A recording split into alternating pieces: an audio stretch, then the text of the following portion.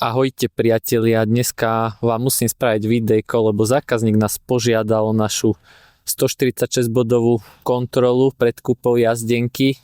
Vybral si Mazdu CX-5 a musím vám ukázať, že aký veľmi pekný kúsok vo vynikajúcej výbave. Nejaké také kozmetické veci sme našli, boli tu aj nejaké lakovania, ale vnútorné časti sú pôvodné, nelakované. Pneumatiky 222 v dobrom stave, brzdy vymenené, predok, zadok. A čo sa mi veľmi páči, tak je táto výbava, lebo veľmi pekná hnedá koža je v interiéri. Strešné okno, dokonca odvetrávané sedačky, konečne použiteľná parkovacia kamera, lebo tie prvé CX-5 okolo 2019-18, čo mali tie 360-kové kamery, mali strašne nepoužiteľné tie kamery, rozlíšenie bolo hrozné.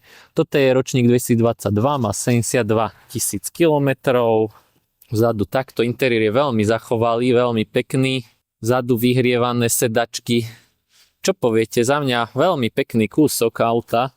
A čo sa hlavne aj vylepšuje faceliftami pri Mazdách je odhlučnenie, takže bude to aj veľmi tichučké na jazde. Teraz sa chystáme po diagnostike na jazdu, tak som zvedavý. Ale ináč krásne auto.